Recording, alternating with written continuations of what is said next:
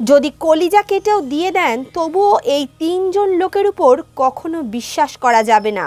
প্রাচীন সময়ের কথা, কীর্তিমান নামের এক রাজা একটি নগরে তার রাজ্য চালাতেন। তার রাজ্যে একটি সুন্দর বাগিচা ছিল, যেটি দেবরাজ ইন্দ্রের নন্দন বনের মতোই দেখতে সুন্দর ছিল।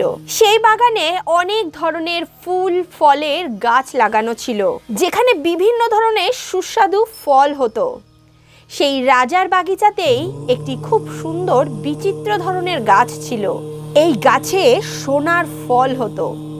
রাজা সেই গাছটির রক্ষা করার জন্য অনেক প্রহরী বসিয়েছিলেন, যাতে কেউ ওই গাছ থেকে ফল চুরি করে না নিয়ে যেতে পারে।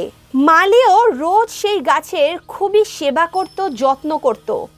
মালি রোজ সন্ধ্যাবেলা ওই গাছের ফল গুনে তারপরেই ঘুমাতে যেত। সকাল হওয়ার সঙ্গে সঙ্গে আবার গিয়ে সেই ফল গুনত। একদিন মালি যখন সকালে ঘুম থেকে উঠে ফল গুনতে শুরু করলো, সে দেখলো একটা ফল কম আছে। মালি তাড়াতাড়ি গিয়ে রাজাকে সমস্ত বৃত্তান্ত শোনালো। রাজা তক্ষুনি উঠে রাজসভা ছেড়ে সেই বাগানে উপস্থিত হলো। রাজার কাছে এটি অত্যন্ত আশ্চর্যকর বিষয় ছিল। রাজা ভাবতে লাগলো, এত কড়া পাহারা দেওয়া সত্ত্বেও এইভাবে ফল কে চুরি করে নিল। রাজা সমস্ত রাজ্যে ঘোষণা করে দিল, যে কেউ সোনার ফল চুরি করা চোরকে আমার সামনে ধরে আনবে, তাকে আমি আমার দরবারে সবার সামনে সম্মানিত করব। রাজার এমন কথা শুনে তার বড় ছেলে বলতে লাগলো, যদি এমন ব্যাপারই থাকে তাহলে হে পিতা, আজ রাত্রে আমি বাগানে পাহারা দেব, আর আমি সেই চোরকে ধরে আপনার কাছে নিয়ে আসব, যে এই বাগিচা দিয়ে ফল চুরি করেছে। রাজা কীর্তিবানও রাজি হয়ে গেল এবং তার বড় ছেলেকে রাতে বাগান পাহারা দিতে বলল। এরপর বড় রাজকুমার সেই বাগিচার চারপাশেই পাহারা দিতে লাগলো। 2-3 ঘন্টা পাহারা দেওয়ার পর রাজকুমারের ঘুম পেয়ে গেল। রাজকুমার সেখানেই ঘুমিয়ে পড়ল। সকালে উঠে যখন রাজকুমার সেই গাছের ফল গুনলো, গাছে একটা ফল কম ছিল।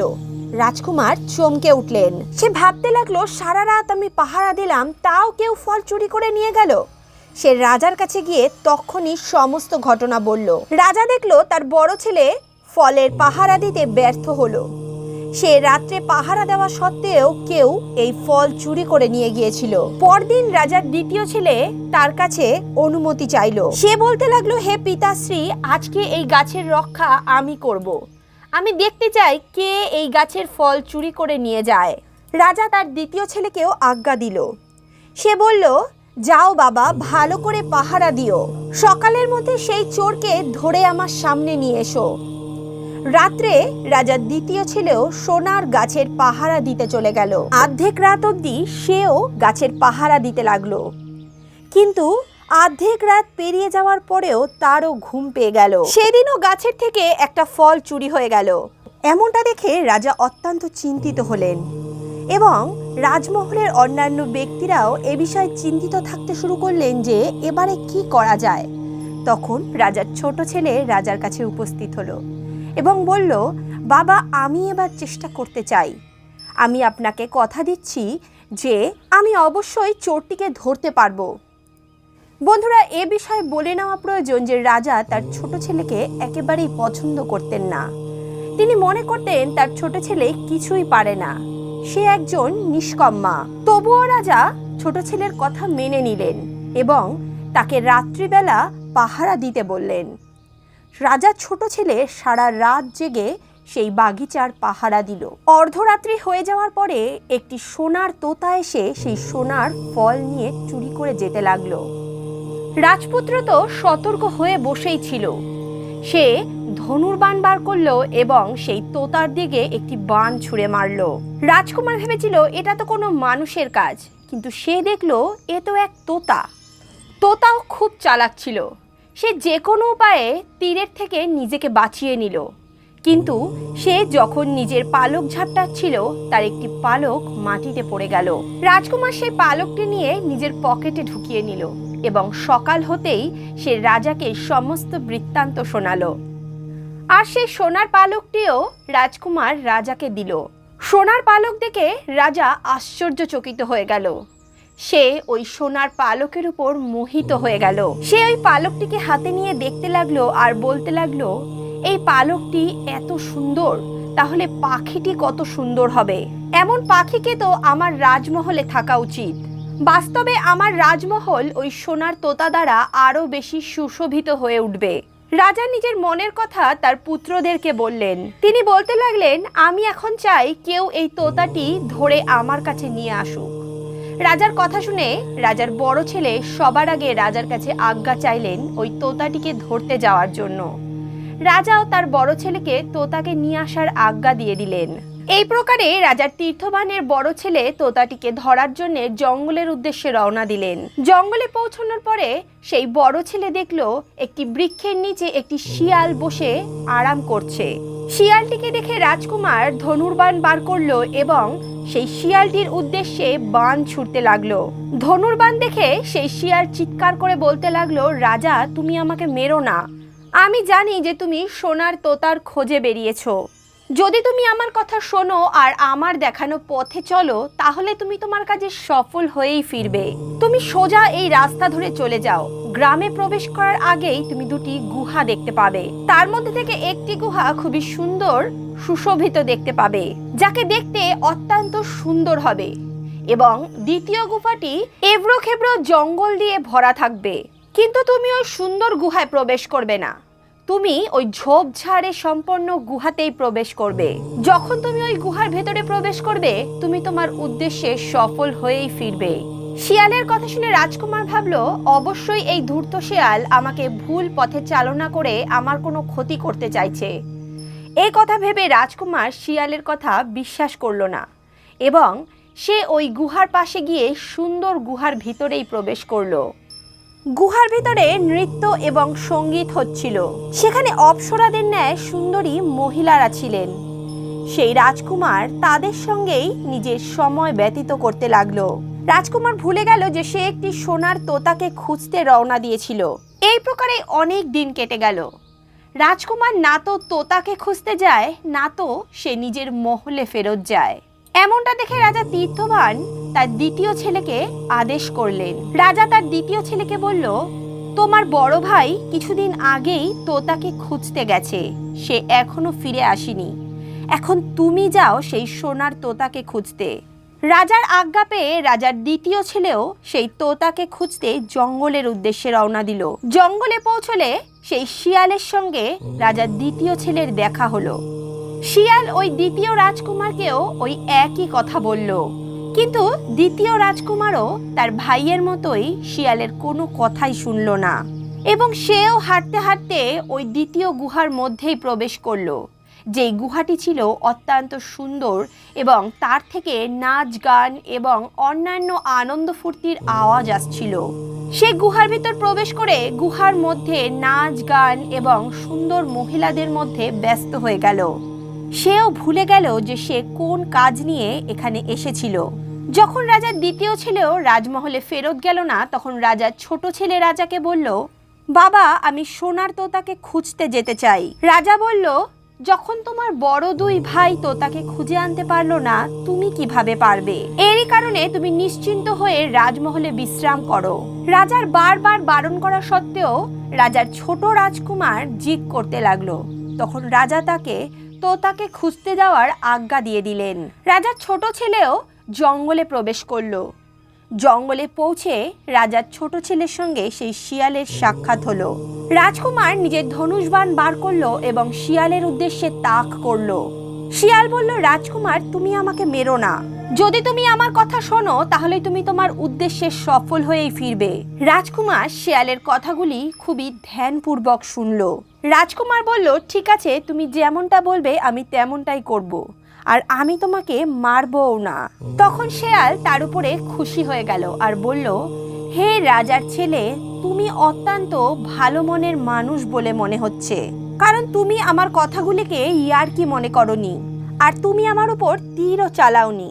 তাই যতটা সম্ভব আমি তোমার সাহায্য করব। চলো, আমি তোমাকে ওই গুহা অবধি পৌঁছে দিচ্ছি। আসো আর আমার পিঠে বসে পড়ো। এ কথা বলার সঙ্গে সঙ্গে শিয়াল নিজের আকার দ্বিগুণ করে নিল। রাজকুমার শিয়ালের পিঠের উপর বসে পড়ল।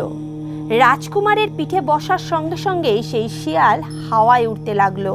কিছুক্ষণ পরই সে ওই জঙ্গল এবং পাহাড়কে পার করে ওই গুহার সামনে গিয়ে পৌঁছলো। তখন রাজকুমার সেই শিয়ালের কথা মতো ওই পুরনো গুহার ভিতরই প্রবেশ করলো এবং সেখানেই নিজের থাকার জন্য জায়গা বানিয়ে নিল। পাশেই সুন্দর একটি গুহা ছিল, কিন্তু ছোট রাজকুমার সেই গুহার লোভে পড়ল না। সে ওই খারাপ গুহার ভিতরেই রাত কাটাতে লাগলো। ভোর হওয়ার সঙ্গে সঙ্গে রাজকুমার সেই গুহার ভেতরে রওনা দিল। কিছুটা দূর অতিক্রম করার পর সেই শিয়ালের সঙ্গে রাজকুমারের আবার সাক্ষাৎ হলো। তখন শিয়ালটি রাজকুমারকে বলতে লাগলো, রাজকুমার, এখন আমি তোমাকে বলছি যে এরপরে তোমার কি করতে হবে। তুমি এখান থেকে সোজা চলতে থাকো। কিছু দূর যাওয়ার পরই তুমি একটি মহল দেখতে পাবে, যার সামনে সর্বদাই সিপাহীরা পাহারা দিতে থাকে। তুমি ওই সিপাহীদের থেকে ভয় পেও না, কারণ এই সময় সিপাহীরা ঘুমাচ্ছে। তুমি ওই সিপাহীদের চোখ এড়িয়ে মহলের ভিতরে প্রবেশ করো। তুমি মহলের অন্যান্য কক্ষগুলিকে অতিক্রম করে সেই ঘরে প্রবেশ করো যেখানে একটি লোহার খাঁচার মধ্যে ওই সোনার তোতাটি বন্ধ রয়েছে। তুমি সেই তোতাটিকে খাঁচা সমেত বাইরে বার করে নিয়ে মহলের বাইরে চলে এসো। কিন্তু ওই মহলের মধ্যেই যেখানে লোহার খাঁচা থাকবে তার পাশেই একটি সোনার খাঁচাও থাকবে, যা মণিমুক্ত দ্বারা খচিত থাকবে। তুমি ভুল করেও ওই সোনার খাঁচায় এই পাখিটিকে রাখতে যেও না। যদি তুমি লোহার খাঁচাটি ছেড়ে সোনার খাঁচার মধ্যে পাখিটিকে ভরতে যাও, তাহলে পাখিটি চিৎকার করে উঠবে আর তুমি খুবই বিপদে পড়ে যাবে। এমনটা বলে সেই শিয়াল আবার রাজকুমারকে নিজের পিঠে বসালো এবং ওই মহলের সামনে নিয়ে গেল। রাজকুমার দেখল যে বাস্তবেই মহলের যে পাহারাদাররা ছিল তারা সকলেই ঘুমাচ্ছিল। রাজকুমার মহলের ভিতরে প্রবেশ করলো এবং কিছুক্ষণ পরেই সেই ঘরে ঢুকে পড়ল যেখানে লোহার খাঁচার মধ্যে সেই পাখিটি রাখা ছিল। সেই লোহার খাঁচার পাশে 3টি সোনার ফলও রাখা ছিল। এর ফলে রাজকুমার বুঝতে পারলো যে এটাই সেই তোতা। রাজকুমার সোনার তোতাকে খুবই মন দিয়ে দেখছিল। তার সেই সোনার তোতাকে খুবই ভালো লাগছিল। সোনার তোতা নিয়ে রাজকুমার যখন রাজমহল থেকে বাইরে বেরোচ্ছিল, তখন রাজকুমার সেই সোনার খাঁচাটি দেখতে পারল, যাতে মণিমুক্ত খচিত ছিল। সে খাঁচাটিকে দেখতে অত্যন্ত সুন্দর ছিল। তাতে মূল্যবান হিরে মণি মাণিক্য জড়ানো ছিল। রাজকুমারের তোতাটিকে রাখার জন্য ওই খাঁচাটি পছন্দ হয়ে গেল। রাজকুমার শিয়ালের সমস্ত কথা ভুলে গেল। রাজকুমার তোতাকে লোহার খাঁচা থেকে বার করে সেই সোনার খাঁচায় ঢুকিয়ে দিল। তোতাটি নতুন খাঁচায় ঢোকার সঙ্গে সঙ্গেই জোরে জোরে চিৎকার করতে লাগলো। তোতার চিৎকার শুনে সমস্ত সিপাহীরা সেখানে জড়ো হয়ে গেল এবং রাজকুমারকে ধরে ফেলল। তারা রাজকুমারকে রাজার কাছে নিয়ে গেল। রাজকুমারের নিজের ভুলের উপর পশ্চাতাপ হতে লাগলো। সে ভাবতে লাগলো, শিয়াল আমাকে কি বলেছিল আর আমি কি করলাম। রাজকুমারকে যখন রাজার সামনে নিয়ে যাওয়া হলো, রাজকুমার রাজাকে সমস্ত বৃত্তান্তই শোনালো। রাজা তখন রাজকুমারকে বলতে লাগলো, হে রাজকুমার, তোমার সমস্ত কথাই আমি শুনলাম, তবে তুমি চুরি করেছো, তার জন্য তোমাকে মৃত্যুদণ্ড আমি দেবই। কিন্তু একটা ব্যাপার আছে, তুমি যদি আমার একটি কাজ করতে পারো তবে তুমি মৃত্যুদণ্ডের হাত থেকে বাঁচতে পারো এবং এই সোনার তোতাও তুমি পুরস্কার স্বরূপ পেয়ে যাবে। রাজকুমার বলতে লাগলো, মহারাজ, আপনি আজ্ঞা করুন, আমি এমন কোন কাজ করলে আমি মৃত্যুদণ্ড থেকে বাঁচতে পারি।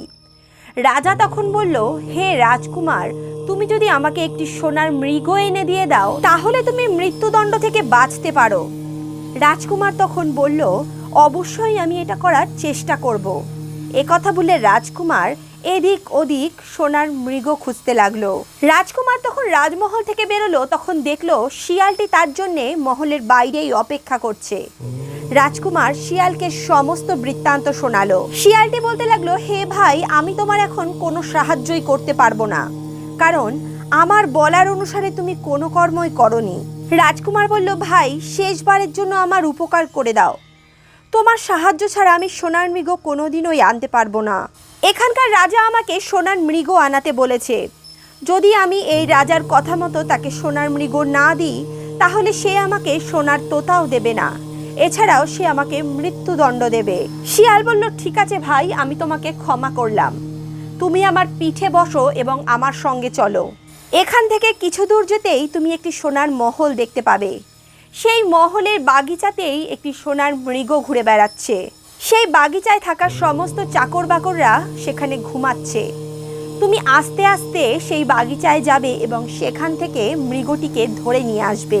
কিন্তু হে রাজকুমার, ওইখানেই দুটো দড়ি পড়ে থাকবে, একটি সোনার দড়ি এবং একটি সাধারণ দড়ি। তুমি ওই সাধারণ দড়ি দিয়ে মৃগটিকে বাঁধবে এবং মৃগটিকে নিয়ে চলে আসবে। ওই সোনার দড়িকে তুমি হাত লাগাবে না। এরপর তুমি ওই মৃগের পিঠে বসে যাবে। ওই মৃগটি ঘোড়ার মতোই জোরে দৌড়োয়। রাজকুমার বলল, ভাই, এবার আমি কোনো ভুল করব না। কিছুক্ষণের মধ্যেই শিয়ালটি রাজপুত্রকে নিয়ে মহলের সামনে উপস্থিত হলো। সেখানে পৌঁছে দিয়ে শিয়ালটি সেখান থেকে চলে গেল। রাজকুমার ঘুরতে ঘুরতে ওই বাগিচার মধ্যে প্রবেশ করলো। বাগানের মধ্যে গিয়ে রাজকুমার দেখলো সেখানে সমস্ত মালিরা চাকর বাকররাই ঘুমাচ্ছে। সেখানে দূরে রাজকুমার ওই সোনার মৃগটিকে দেখলো। রাজকুমার এত সুন্দর সোনার মৃগ আগে কখনো দেখেনি। রাজকুমার এগিয়ে গিয়ে মৃগটিকে ধরে নিল। যখন রাজকুমার মৃগটিকে নিয়ে সেই বাগিচার থেকে বেরোতেই যাচ্ছিল, রাজকুমার ওই সোনার দড়িটি দেখতে পেল। সোনার দড়িটি দেখতে অত্যন্ত সুন্দর ছিল এবং তাতে মণি মুক্ত লাগানো ছিল। তার পাশেই একটি সাধারণ দড়িও পড়েছিল। এত সুন্দর মৃগের উপর ওই সাধারণ রশি ভালো লাগবে না এ কথা ভেবে রাজকুমার ওই সোনার দড়ির লোভে পড়ে গেল। রাজকুমার সাধারণ দড়িকে ছেড়ে ওই সোনার দড়িটি উঠিয়ে নিল এবং হরিণটিকে বাঁধতে লাগলো। এর ফলে এমন হলো, মৃগ জোরে জোরে চিৎকার করতে লাগলো। মৃগের জোরে জোরে চিৎকার শুনে সেখানে সৈনিকরা চলে আসলো এবং রাজকুমারকে বন্দি বানিয়ে নিল। সৈনিকরা রাজপুত্রকে রাজার কাছে নিয়ে গেল এবং রাজা বলল, হে রাজকুমার, তুমি যে কাজ করেছো তার জন্য আমি তোমাকে ফাঁসির সাজা শোনাবো, কিন্তু তুমি যদি আমার একটি কাজ করে দাও তাহলে আমি তোমাকে নাও মারতে পারি। এখান থেকে কিছু দূরেই একটি রাজমহল রয়েছে, তাতে একটি অত্যন্ত সুন্দরী রাজকুমারী রয়েছে। তুমি যদি আমাকে ওই রাজকুমারীকে এনে দিয়ে দাও তাহলে আমি তোমাকে ক্ষমা করে দিতে পারি এবং পুরস্কার হিসেবে আমি তোমাকে ওই মৃগটিও দিয়ে দেব। রাজকুমার নতুন করে আবার বিপদে পড়ে গেল। রাজকুমারের বাধ্য হয়ে রাজার ওই শর্ত মানতেই হলো। রাজকুমার এবার ওই মহলের উদ্দেশ্যে রওনা দিল।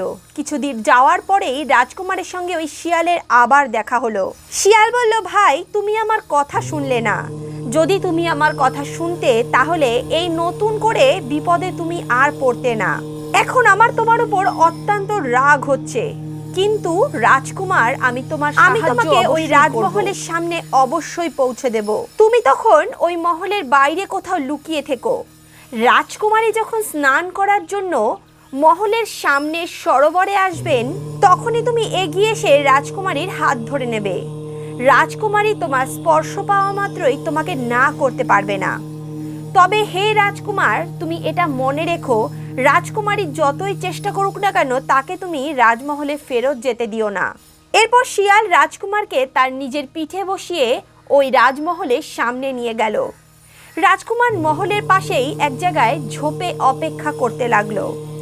রাজকুমারী যখন সরোবরে স্নান করতে আসলো, রাজকুমার দৌড়ে গিয়ে তার হাতটি ধরে নিল। রাজকুমারী রাজকুমারের স্পর্শ পাওয়া মাত্রই তার সমস্ত কথাই মেনে নিল।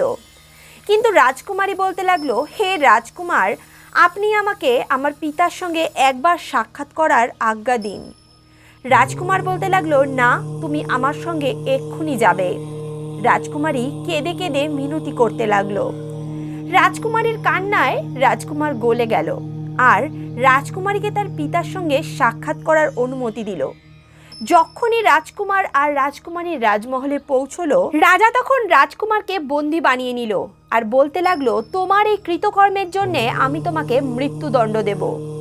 তখন রাজকুমার তার সমস্ত বৃত্তান্তই রাজাকে শোনালো। রাজা সমস্ত বৃত্তান্ত শোনার পর রাজকুমারকে বলল, হে রাজকুমার, তুমি যদি আমার একটা কাজ করো তবে আমি তোমার প্রাণদণ্ড মুকুব করতে পারি এবং আমার কন্যার সঙ্গেও তোমার বিবাহ দিয়ে দেব। তখন রাজকুমার বলল, কি কথা, আপনি আমাকে বলুন। রাজা বলল, কিছুটা দূরেই একটি বড় পাহাড় রয়েছে। পাহাড়টি এতটি বড় যে পাহাড়ের গায়ে আমার রাজমহল পুরোটা ঢেকে গেছে। আমার এই সোনার তৈরি সুন্দর রাজমহল চোখে দেখাই যায় না। তুমি যদি 7 দিনের মধ্যে এই পাহাড়টি ভেঙে দিতে পারো এবং আমার রাজমহলের সুন্দর দৃশ্য সবার কাছে পৌঁছে দিতে পারো, তাহলে আমি তোমাকে ছেড়ে দেব। এ কথা শুনে রাজকুমার অবাক হলো। তার কাছে তো শুধুমাত্র একটা তলোয়ার রয়েছে, সে কিভাবে এত বড় পাহাড় কাটবে? তবুও রাজকুমার সেই পাহাড়ের সামনে উপস্থিত হলো এবং 6 দিন ধরে নিজের তরোয়াল দিয়েই পাহাড়টি কাটতে শুরু করলো। 6 দিন কেটে যাওয়ার পরেও রাজকুমার পাহাড়ের এক অংশ কেটে উঠতে পারল না। তখনই সেখানে সেই শিয়াল উপস্থিত হলো। শিয়ালকে দেখে রাজকুমার বলতে লাগলো, হে মিত্র, তুমি আমাকে বাঁচাও, আমি এবারও তোমার কথা শুনিনি এবং বিপদে পড়েছি। শিয়াল বলল, তুমি আমার কথা না শুনে আগেও বিপদে পড়েছ, এবারও বিপদে পড়লে, কিন্তু তবুও আমি তোমার সাহায্য করব।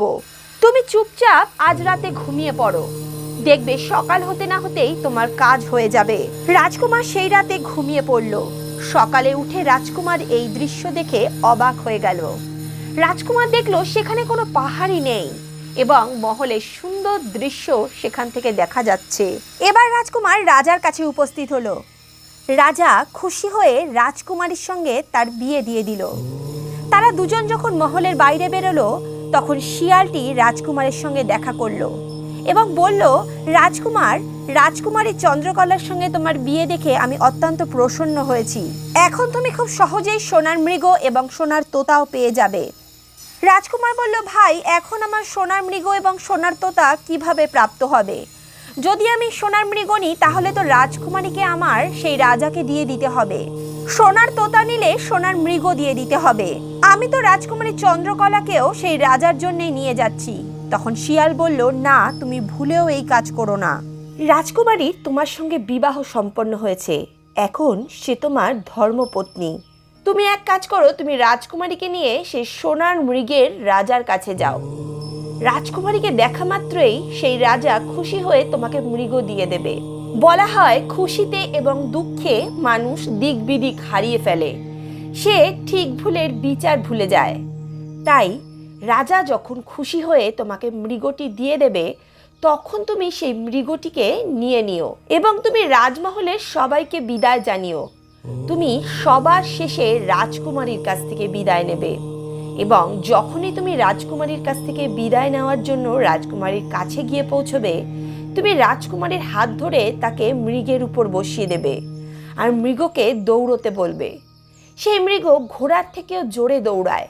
তোমরা তাড়াতাড়ি রাজমহল থেকে বাইরে বেরিয়ে আসতে পারবে। রাজকুমার তখন শিয়ালের কথা মতো একই কাজ করলো। সে রাজ দরবারে গেল এবং রাজা খুশি হয়ে তাকে সোনার মৃগ দিয়ে দিল। তারপর রাজকুমার এক এক করে সবার কাছে বিদায় নিতে থাকলো এবং সবশেষে রাজকুমারীর কাছে গেল। সে রাজকুমারীর কাছে বিদায় নেওয়ার উছিলায় তার হাত ধরে তাকে মৃগের উপরে বসিয়ে নিল এবং মৃগ খুব জোরে দৌড়ে সেখান থেকে অনেক দূর চলে গেল। রাজা হাঁ করে দেখতে লাগলো। এরপর শিয়াল রাজকুমারকে বলল, এখন তুমি সোনার তোতার কাছে যাও এবং সোনার মৃগটি সেই রাজাকে দাও। রাজা সোনার মৃগ পেয়ে খুশি হয়ে যাবে আর তোমাকে সোনার তোতাটি দিয়ে দেবে। যখনই তোমাকে সে সোনার তোতাটি দেবে, তখন তুমি সোনার তোতাটি আগে নেবে এবং সবাইকে বিদায় দেওয়ার পরে সবশেষে সেই সোনার মৃগের কাছে যাবে আর তাড়াতাড়ি সোনার মৃগের উপর চড়ে সেখান থেকে চলে আসবে। রাজকুমার সেটাই করলো। এখন রাজকুমার তো খুবই খুশি, তার কাছে রাজকুমারী রয়েছে, সোনার তোতা রয়েছে আর সোনার মৃগও রয়েছে। সে শিয়ালকে বলল, শিয়াল ভাই, আমি তোমার ধন্যবাদ জানাই। তুমি বলো আমি কিভাবে তোমার উপকার করতে পারি? তুমি আমার এত বড় উপকার করেছো। শিয়াল তখন বলল, রাজকুমার, তুমি যদি আমার উপকার করতেই চাও তাহলে তুমি আমাকে একটি ধনুর্বাণ চালিয়ে এখানেই মেরে দাও। রাজকুমার বলল, এটা আমি কখনোই করতে পারবো না, তুমি আমার এত বড় উপকার করেছো, আমি তোমাকে কখনোই মারতে পারবো না। শিয়াল বলল, রাজকুমার, তুমি যদি আমাকে মেরে ফেলতে তাহলে আমার কাছে এটা সবচেয়ে বড় উপকার হতো। যাই হোক, তুমি যখন আমাকে মারতে চাইছো না, তাহলে তোমাকে দুটো কথা বলি। প্রথম কথা হলো, তুমি কখনো কোনো কুয়োর ধারে বসবে না। দ্বিতীয় হলো, এমন কোনো ব্যক্তির পিছনে তুমি কখনোই কোনো অর্থ ক্ষয় করবে না যে মরতে বসেছে। এই দুটো কথা শিয়াল বলল। রাজকুমার তখন বলল, আমি কেন এমন করতে যাব? আমি কেন কোনো কুয়োর ধারে বসতে যাব? আর যে ব্যক্তি মরতে চলেছে তার পিছনে আমি কেন অর্থ খরচা করতে যাব? শিয়াল বলল, যাই হোক, আমার বলার দরকার আমি তোমাকে বলে দিলাম। এ কথা বলে শিয়াল সেখান থেকে চলে গেল। রাজকুমারও রাজকুমারী এবং সোনার তোতা নিয়ে সেখান থেকে রওনা দিল। কিছু দূর যাওয়ার পরেই তারা একটি গ্রামের মধ্যে প্রবেশ করলো। তারা দেখলো গ্রামের মধ্যে একটা জায়গায় অনেক ভিড় জমেছে। রাজকুমার যখন সেখানে লোকজনকে দাঁড়িয়ে জিজ্ঞেস করলো যে এখানে কি হচ্ছে, তখন সেখানকার লোকেরা রাজকুমারকে বলল, এখানে দুটি লোকের ফাঁসির ব্যবস্থা করা হচ্ছে। নগরের সকলের কথা শুনে রাজকুমার সেই দিকে রওনা দিল। সেই স্থানে পৌঁছানোর পরে রাজকুমার দেখল যেই দুই ব্যক্তিকে নগরের ব্যক্তিরা ফাঁসি দিচ্ছিল তারা তো তারই বড় ভাই। রাজকুমারের ভাইয়েরা তখন থেকে শুরু করে এখন পর্যন্ত সেই সুন্দর গুহার মধ্যে ছিল। সেখানে থেকে তারা বিভিন্ন রকম খারাপ কাজে লিপ্ত হয়ে গিয়েছিল। সুন্দর সুন্দর যুবতীদের মধ্যে থেকে তাদের চরিত্র নষ্ট হয়ে গিয়েছিল। মদ্যপান করা ব্যক্তিদের সঙ্গে থাকতে থাকতে তারাও মদ্যপান করতে শুরু করে দিয়েছিল। জুয়ারিদের সঙ্গে থেকে তারা জুয়া খেলতেও শুরু করে দিয়েছিল। তাদের কাছে যত ধন সম্পত্তি ছিল তারা জুয়ায় সবকিছু হেরে বসেছিল। তারা ওই নগরে থাকতে থাকতে নগরবাসীর কাছ থেকে অনেক পয়সাও ধার নিয়ে নিয়েছিল। এই সকল কারণের জন্যই নগরবাসীরা তাদের উপর বিরক্ত হয়ে গিয়েছিল এবং রাগবশত তারা ওদেরকে ফাঁসি দিতে লাগছিল। তবে রাজকুমার তার ভাইদেরকে এইভাবে মরতে বসে দেখে কিভাবে চুপ থাকতো। সে তাড়াতাড়ি নগরবাসীর কাছে গিয়ে বলল, ভাই, তোমরা আমার কাছ থেকে এই পয়সাগুলো নিয়ে নাও আর আমার ভাইদেরকে ছেড়ে দাও। ছোট রাজকুমারের বারবার নিবেদন করাতে নগরের লোকেরা পয়সা নিয়ে ওদেরকে ছেড়ে দিল। ছোট রাজকুমার তার দুই ভাইয়ের সঙ্গে সাক্ষাৎ করে অত্যন্ত প্রসন্ন হলো আর তারা তিনজন সেখান থেকে আগে এগিয়ে চলল। সেখান থেকে কিছু দূর যেতেই জঙ্গলে তারা সবাই একটি কুয়ো দেখতে পেল। তখন বড় রাজকুমার ছোট রাজকুমারকে বলতে লাগলো, চলো ভাই, এই কুয়োর সামনে বসে কিছুক্ষণ বিশ্রাম করি। রাজকুমার শিয়ালের সমস্ত কথা ভুলে গিয়েছিল। সে নিজের ভাইয়েদের মোহে পড়ে সমস্ত কাজই করতে লাগলো যা তার ভাইয়েরা বলল। রাজকুমার কুয়োর পাশে বসে পড়ল। যখনই রাজকুমার সেই কুয়োর মধ্যে বসলো, পেছন থেকে তার দুই ভাই তাকে ধাক্কা দিয়ে কুয়োয় ফেলে দিল। আর রাজকুমারী সোনার তোতা আর সোনার মৃগ নিয়ে তারা রাজার কাছে চলে গেল। রাজার কাছে গিয়ে সেই দুই রাজকুমার বলতে লাগলো, বাবা, আমরা সোনার তোতা, মৃগ এবং রাজকুমারীকেও আপনার জন্য নিয়ে এসেছি। রাজা এই সমস্ত কিছু দেখেই অবাক হলো এবং অত্যন্ত প্রসন্নও হলো। ওদিকে সোনার তোতা, রাজকুমারী আর মৃগ কেউই আর ঠিকভাবে জীবন যাপন করে না। তারা ঠিকভাবে খায় না, ঠিকভাবে ঘুমায় না, সারা দিন তারা উদাস থাকে। রাজা ভাবতে লাগলো, এরা এইভাবে উদাস কেন রয়েছে?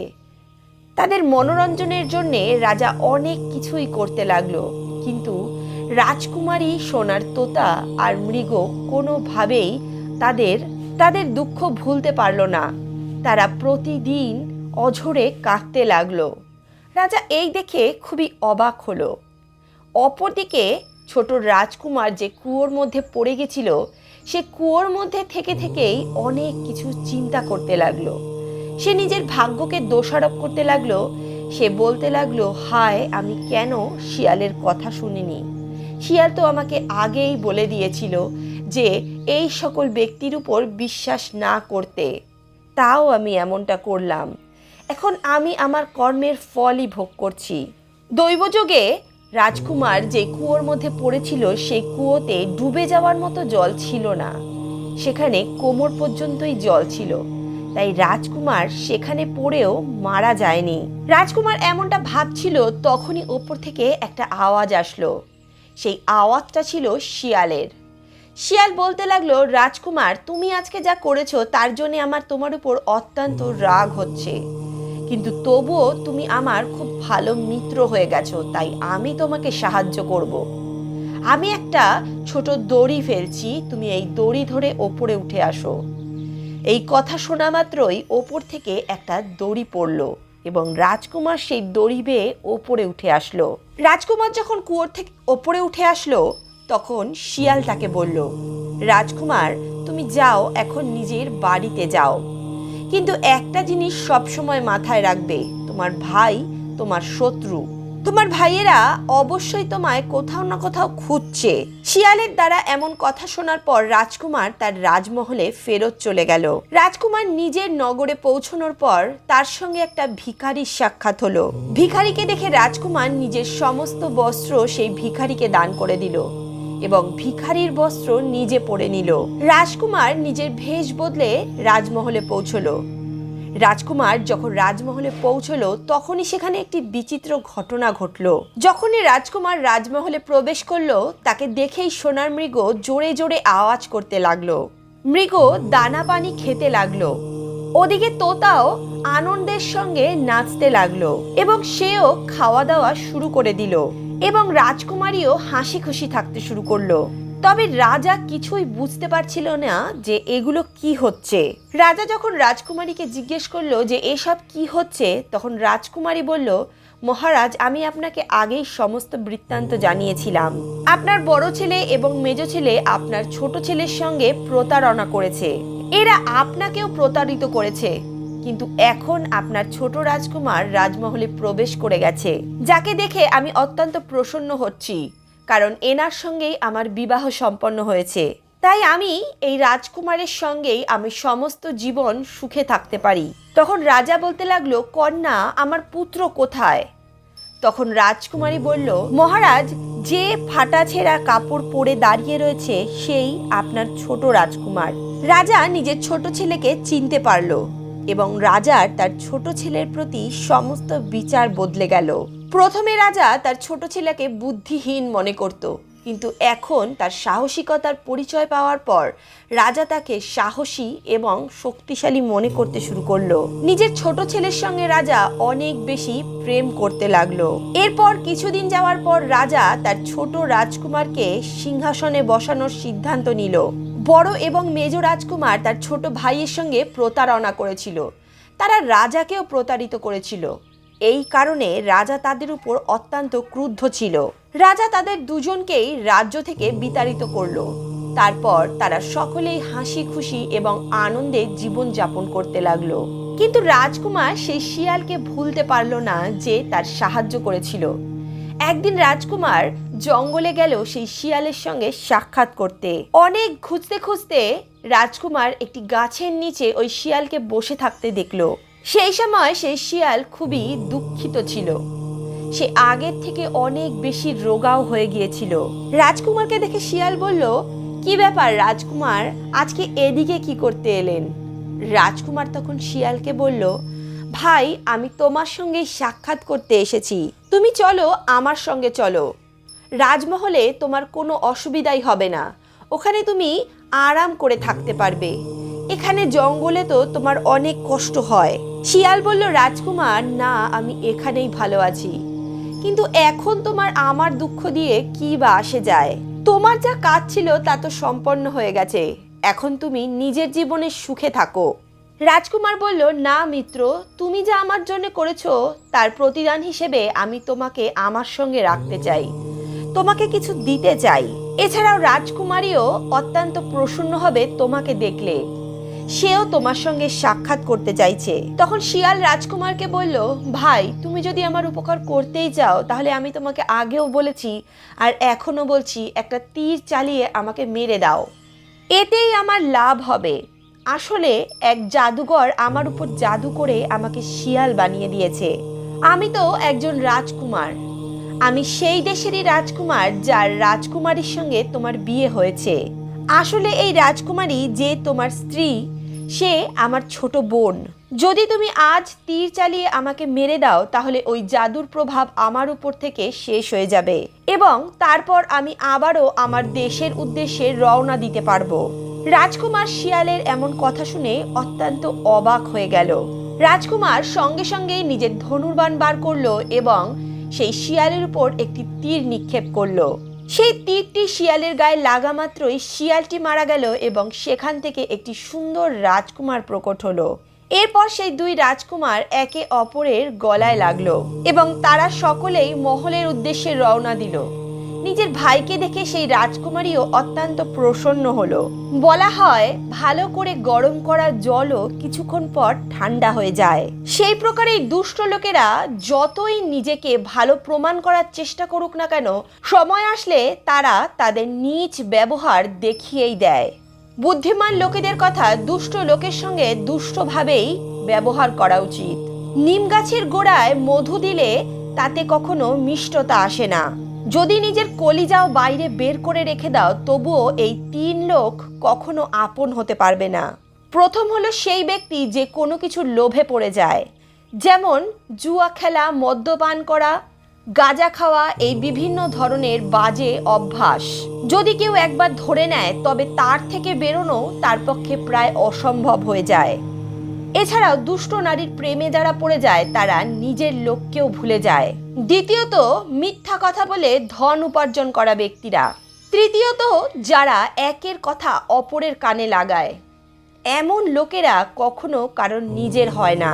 এদেরকে আপন ভাবা ব্যক্তিরা মহা মূর্খ হয়ে থাকে। তাই জীবনে এই তিন প্রকার ব্যক্তিদের থেকে দূরে থাকুন। এদের কখনোই বিশ্বাস করবেন না। প্রিয় বন্ধুরা, আজকের এই ভিডিও যদি আপনাদের ভালো লাগে তাহলে অবশ্যই ভিডিওটিতে একটি লাইক করুন এবং ভিডিও সম্বন্ধে আপনার মূল্যবান মন্তব্য অবশ্যই আমাদের কমেন্ট বক্সে লিখে জানান। কমেন্ট বক্সে রাধে রাধে লিখতে ভুলবেন না।